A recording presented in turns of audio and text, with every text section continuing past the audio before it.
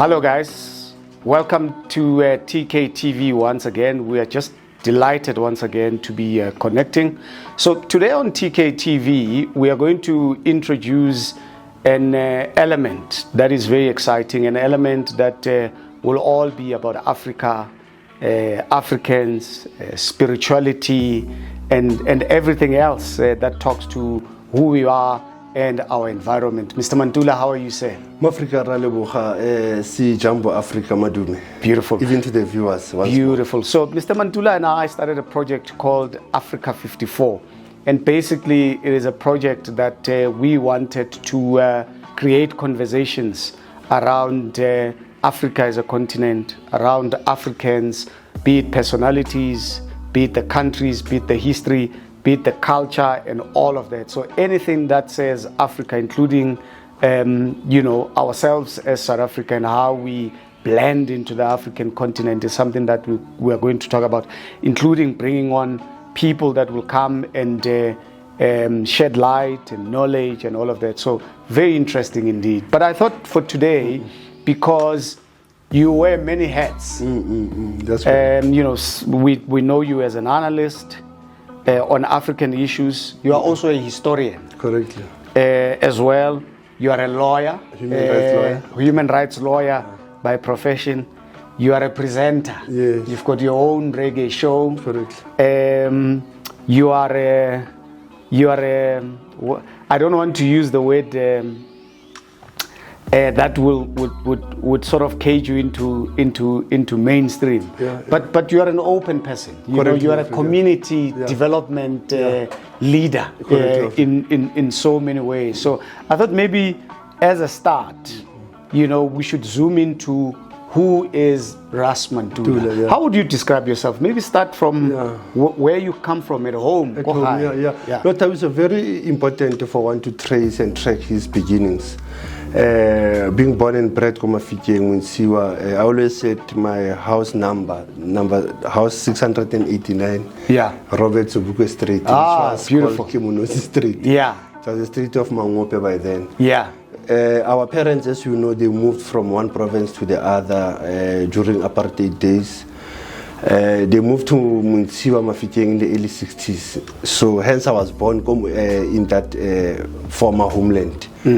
And grew up in Botswana. And again, Komafikeng, you had many multi-ethnic groups, tribal groupings, from the Shona, Ndebele, Basotho, and Zambian teachers also, who were Bani Bal Komafikeng during that time. So the love for the continent grows from there. Yeah. The schooling, obvious, at school, one loves I used to love the subject, which now they call it social science. It was called history. The love for history, it is the love for politics also. Yeah. And then comes the legal interest along the way. Yeah. And what is important, I think, being raised in a family of four, I have lost all my parents and my family and my siblings. So it is difficult to talk about them now, but they were part of my growth. And that's where to be raised by a single mother, it's not easy. There was one Rastafarian poet who used to say, I was mothered and fathered by my mother. Yeah. So I always saw my mother as a person who raised me, both as a mother and as a father. Yeah. No, I can relate, but I think some of us are lucky because even it was a norm. Your friends had the same situation. Correct. Where most of us we were raised by our grandmothers. Correct. In most cases, we would see our mothers occasionally and all of that. But Rastafarism, I mean, I'm so into, because first time I saw you, I mean, you're already a Rasta. Rastafari, because so where does that come from? You see, now Rastafari, or the practice or the culture, yes, it's back to Mafikeng. When I grew up again, my neighbors play Buffalo Soldier. You listen to reggae when you even grow up, meaning you start to gravitate or get conscientized by the music. Komafikeng during those years, many brothers who used to love reggae, and they used to give me some of their cassettes. LPs when I was still going at varsity now. So when I entered the varsity level, this Rastafari consciousness creeps in. So I will normally skip my law classes and go to study Rastafari books, which is Haile Selassie's knowledge, on my spare time. Yeah. And gravitating that maybe one day I'll go to Addis Ababa, I'll go to Ethiopia. Yeah. And that dream and that vision came true. Absolutely. I've been visiting Addis almost every year, just before COVID, and I was going on different missions. Yeah. And that's how I gravitated. So Rastafari culture, spirituality comes with the Pan-African mindset. Yeah. So I grew up again loving PAC. Yes. When I was young, but I was never the card-carrying member. So I loved PAC when I was 13 or 12, maybe 12, 13 years. Yeah. When it was still using that motto of the land first, all shall follow. Yeah, I remember that. That was their first election slogan in 1994, during the time of Clarence Makwe to Benny Alexander. So I was groomed along those elders when they come, when they visited our own province. Yeah, it's interesting you say that, because to me it means three worlds. Yeah. And I'll tell you why. There are people who are Pan-Africanists but who don't associate with Rastafari. Correctly. Yeah. There are people who are Pan-Africanists who also married like yourselves. Correct, yeah. But there are people like myself who were exposed to both worlds, but did not join. Because I mean, I also grew up around, you know, listening to very lengthy songs, Burning Spear, and Bob Marley and the Wailers, and all of that. And there are certain songs that even today, when they play, I pay attention. But I did not connect. I mean, for you, where would you ascribe the connection to say, no, I'm joining? You know, that peak times, it was difficult. It was difficult. You know, my late mother, if she was there, she'll be laughing, say, you know, when you left school, you didn't want to go to school, you criticize, you say everything is Babylon. Yeah. It happened on my peak, actually, when I was doing my second year of law degree, you know, when the Rastafari consciousness started to gravitate. And the love of mountains, you know, I think that's one aspect that the viewers must know. I love nature. It's actually active. I love nature. So when I rise into Rastafari, it was difficult. Your identity first. So to have beards, to have long hair. It's a big shift. You know, it's a big shift. You know, people who you grew up with, you know, in school. Yeah, when you go back to my Ike, you know, exactly. But I don't say, why was I shave your one? So you get vexed, you get even annoyed, because people don't know change is pain. Yeah. And identity change also when you get into Rastafari. Yeah. And again, at home, you change your diet, you know. Yeah. But we've raised you kanama like a mash. Why else I tell you uja do it? So your life changes drastically. 360. Yeah. And then, but the parents and the family and the neighbors, they say, hey, this one, is he going bananas? Is he going to go mad? Yeah. Ultimately, I even decided to go back to school again, because I ended up Thabiso at some point breaking my law degree and went to the mountains of Zerast. You know, where more than 10 or 12 Rastas stay in the mountains. When it is your holiday season, you find Easter or holiday. We don't want the ghetto or the city life. We said we need to go to the ground, to ground with Mother Nature. So, and our parents will be worried, you know. But ultimately, if I can tell you honestly, our parents are happy. They are so proud about us, because ultimately, there was another 7 senses that came to us. We went back to school, finished our various degrees, all of us. Yeah. And then we are working. We worked in the Babylon system. We said we can't fight Babylon outside. We must be inside Babylon. Yeah. Then we get into the system, and then life changes, you know, of Rastafari. But that 3 worlds you are talking about, the Pan-African world, the Rastafari world, and the world that is the world is not decided. That is not decided. You know, that I will always say, that lifestyle is the lifestyle where you become open to the world. You become a global citizen, a Pan-Africanist who's not continental but international. So you look the world broadly. You look Africa broadly. So the love of Africa also was the PAC of Sobukwe. After I read Sobukwe, I started to say, wow, now the continent is rich. You read your Gaddafi, you read your Agostinho Neto of Angola, and reading again. You see, one thing aspect that when you become a Rasta is that there's information load. So you read a lot. No, absolutely. When Mutabaruka came to the Barefeet man. When he came to a new town. I went there, and he was chastising Rastas who came to listen to him speak. And he said to them, being a Rasta, it's not about dreadlocks and smoking weed, but you have to read and you have to wash. You know what I mean? And he was just very blunt about it, because that's people who don't understand Rastafarism just associated with that. Yeah, but so that's another stereotype that I think Africa 54 will have to dwell into in the future by looking at the Rastafari lifestyle, role and its contribution in the liberation struggle in Africa. Absolutely. In South Africa, the role of reggae music, like earlier when you were talking about reggae music. But the culture and the ethos of Rastafari, identity. Children at school always been chased for wearing dread, for wearing spandla. Yes. And remember, as I grow, I get into my law degree, I now worked at one of the commissions in this country. Commission with a long name. People, they are even not sure about the name of the commission. They say CRL Rights Commission. But they also say it's a commission that promotes, protects the cultural rights on religion, language, and culture. It's a cultural, religious, and language rights. So when I joined that even commission as a investigator, I was investigating even Rasta cases. So it was hitting me hard. That Rastas were persecuted, were treated badly by the newly elected black government after 1994. So it took me back to say... But didn't it put you under pressure as well? Because you've got Rastas who are looking up to you to assist. No, they do. It was Gamo, you have a system to deal with. No, it was Thabiso, which has its own slow processes, type of a thing. What was that like? Actually, my secret first case that I investigated after a month, when I was supposed to go to the site to do a fact finding in Eastern Cape, Mdantsane, it was Rastas who were attacked by the police in their own camp. Now the CEO of the commission said, but when Rastas see you, they will jump. They won't believe that we are here to help them. They will want you to help them now. So there's a conflict. You are not going there. And my then boss said, no, you are going.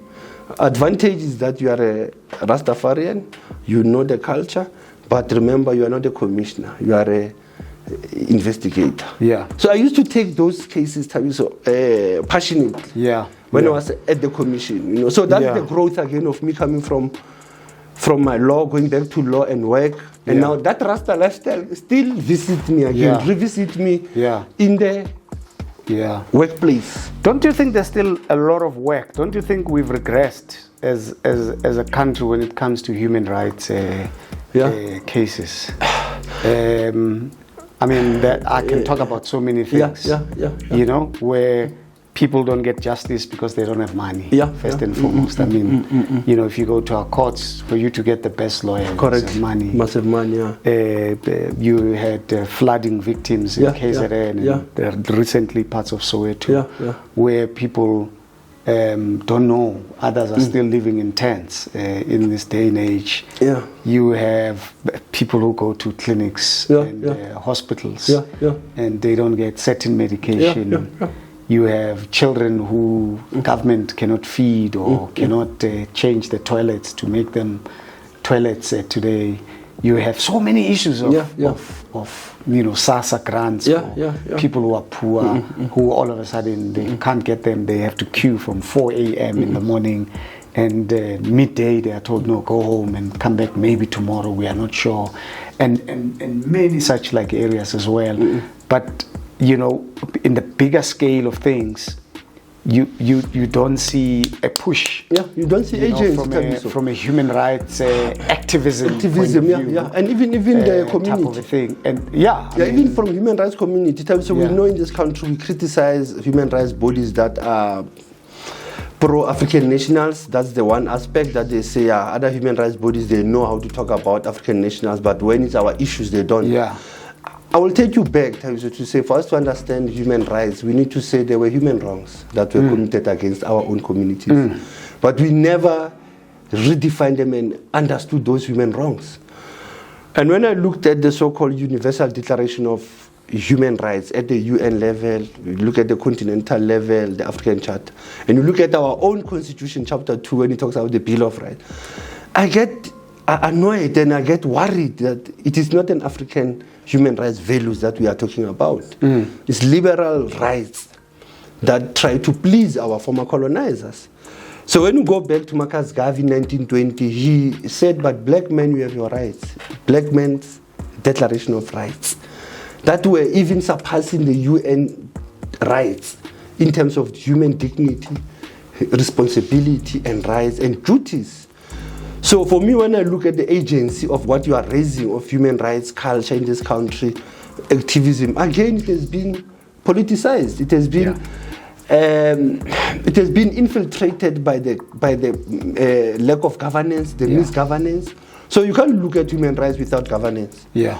So if you don't have proper governance, you have corruption, human rights will not thrive. If you don't have human rights education in schools to teach children about their rights, responsibilities, it won't thrive. The media space on human rights education, it only comes when it's Human Rights Month. Or United Nations Day around human rights. They hardly even know Africa Human Rights Day, which is the 21st of October. And that has been my focus also. When I deal with Africa Human Rights Day, I go to communities that are vulnerable, indigenous communities, the Khoi and the San. I deal with Rastafarians, I deal with the healers. I deal with communities that are so-called a community of concern. You know, it is said in our continent, our country, when people are vulnerable and we call them, these people are the victims. But I always say that our people are not victims of human rights. They are the survivors and they are the victors of human wrongs. So the issues of human rights, so for me, is the redefinition that Africans even in the UN rights charter, or what they said it was the Declaration of Human Rights of Africans. They were saying we need to claim how are we humans. We were never humans. That's why even the issue of non-Africans, non-Europeans in this country. So I think partly for me the issues of human rights and human rights, so it's a long debate which I think Africa at 54 must look at even the human rights violations that happens committed by even African leaders. Absolutely. And another issue that I think we should also find time to talk about, and I mean, I'll give you my own background. I mean, where I grew up in Soweto, when I was a kid, we had Malawians, and they were very good with garments. You know, if you wanted to cut your trousers, if you wanted to patch a hole, you knew you gotta find this Malawian guy. And then later on we had Mozambicans. They were running away from the war. And they came into our townships, but we blended, you know. And those people are the good builders, by the way. And then when we grew up, just after, you know, people were in university in 96, 97, then Yeovil became a home for some of us, you know. And there we knew there was a place that used to cook Mozambican food. I forget the name, but you know, there was a melting pot. It was a melting pot, right? And also music. I mean, Fela Kuti was a legend. You know what I mean? All over the continent, all over the world. And we knew we also had our own artists, late Lucky Dubes and all of that, who were also making waves. So there was this, and our leaders, we were singing about how Tambo is in Lusaka and all of that. It was, we knew that, you know, we are together in this thing, right? But after democracy, something happened, which I think is on the one hand something that speaks about the law. And I'll tell you why. Because, I mean, the barrier that is the barrier today is not the barrier that some of us used to hang out with, even with even with neighboring countries' fellow men, right? Too different, you know. So now you have South Africans who are saying, but the numbers are too high, but the crime is too high, and all of this. Now it clouds our judgment in as far as, plus issues of competing for employment and all of that, right? How do you balance that? I mean, how do you explain it? Because it's not like foreign nationals or fellow Africans came into South Africa after 94. Correct, yeah. They've always been here. They've always interacted. Correctly, Thabiso. No, correctly. But how do we then navigate between these two? Yeah. It's a very difficult aspect that you are raising. How do we relate? How do we become responsible hosts? How do we become responsible visitors? And how do we put our foot down? And how do we put our foot down? Like earlier, remember when I said when I grew up in Luguma, I had different ethnic groups, and I never saw the issues of tribalism or Afrophobia or xenophobia, creeping in. But the issues that you are raising of scarce of resources, fight over food and bread, issues of unemployment rate, and understanding even for me, the niche that I took when I started to analyze Africa also was to look at the problems that why are these Africans jumping the borders and come here? Why? I think we never asked that question to say, is it because, like you were saying earlier, the conflicts of Renamo, Frelimo, Mozambique, it pushed them. The conflict in Angola, it pushed them. Yeah. The conflict in the Eastern DRC that is still going on today. Well, Harare, Eswatini. So because South Africa also, I always said we are the landlocked country. I always said we are not in our own planet or our own terrain. We are landlocked. Even the Berlin Conference made sure that we even got Windhoek, Namibia. We had Namibia also as Southwest Africa at some point. You have Maseru, Lesotho people saying, make us your 10th province, actually. Yeah. Eswatini also, there are problems. So I feel that the issues of us pledging solidarity after 94, opening the borders, saying we are one. I think the serious mistake we did is the governance in those African countries that were already liberated. Yes. But they kept on continuing being corrupt. Yeah. They never fixed their governance systems. Yeah. And when their people jump borders, they became not only a burden to us, but they become also a benefit because others are still paying taxes in this country, by the way. Yeah. Others are still paying remittance when they send money home. Yeah. So I think that's the balance that we need to work around. How do we live side by side with Africans? But irreducible culprits will always be there, Thabiso. I don't want to lie to you there. Irreducible culprits, those who come for wrong reasons, whether from West Africa, East Africa, North Africa to this country, they come with ill intentions. Others they come to work, exchange and go back. Others they marry here actually and genuinely. Others they marry, not genuinely, just for the citizenship. But also I always say, terms of final, I felt that the South Africans need to do short left and short right. Yeah, and maybe short center. Yeah, no, absolutely. Because when you go to any African country, you come back with you realize how much there is to being an African other than what is confined to your own country. I think it's something that happens everywhere else. So here's something else that I think we should touch on as well. I think we struggle a lot with our environment, right? If you go to townships, they're dirty. If you look at the rivers, the rivers are dirty. Pollution. We don't even know. I mean, I've learned so many things about plants from you know, medicinal and otherwise, right? But we are just not aware. I mean, which plants are consuming more water, which plants are also, medicinal, and all of that. I mean, in the townships when we grew up, with every house in Soweto, we had a apricot tree, we had that. And many, but go to any other township today, very few houses, have that. Kids get sick, Lingana, how many houses today that have and all of that.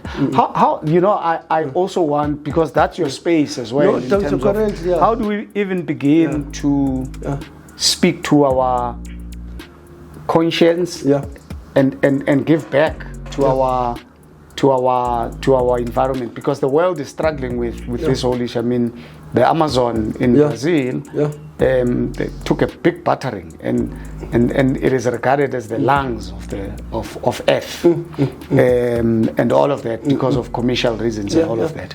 But where do you think we are, though? So remember earlier when I spoke about my Rastafari growth and rising, the issue of nature and love of nature, environment. It talks about environmental consciousness, awareness. And I think on this show, if we can capture even what makes Rwanda and Kigali to be what it is today, when we talk of Muganda project, why Cyril Ramaphosa, when he came into power in 2017, 2018, he spoke about, no, we must clean the cities, we must clean our ghettos every first week of the month. But he could not go anywhere.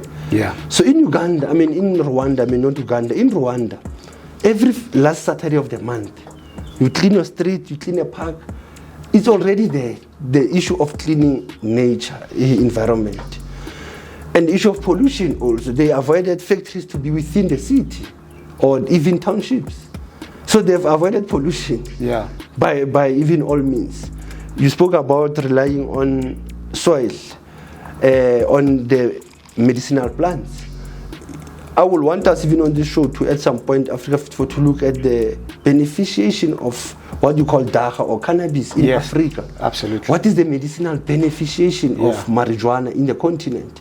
On issues of health, issues of industry, commerce, because that's where we are moving. Lengana, when it came under COVID, they were saying, Madagascar, you are not correct, we will do research. I will tell you, the science and technology, they had 23 plants when COVID came. And they had to downscale them to 6. And you'll be shocked, marijuana and Lengana was there to be checked, But now, that's where I'll say to you, environmental awareness, consciousness. In schools, we used to have conservation clubs. Yeah. I don't know why in our schools you don't have them.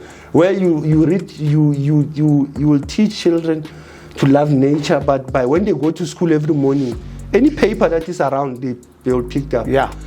Every Friday they go to the school gardens. Yeah. So you always connect them with the soil. Yeah. They must always be connected to the soil. The food that comes out from that soil. Yeah. It feeds the neighboring community. Yeah. And we don't have that today. And we don't have that today. So the issue of food security, environmental consciousness, again, it still begs a question: why do we have the Ministry of Environmental Affairs in this country? Absolutely. Well, we can go on and on and on and on and on, my brother, but I'm looking forward to these great conversations. We'll obviously bring in some people to help us as well with their knowledge and all of that, but it promises to be a very exciting journey. No, correctly. I know Africa has 54 countries. We are not going to be focusing on only East Africa, West Africa, North Africa. I think the literature, the books, knowledge holders, philosophers, village philosophers, township graduates, prison graduates. It will be always good to bring people who have the knowledge for us to navigate Africa and never to be pessimistic about Africa. I think we need to have the love for Africa. We need to be always optimistic.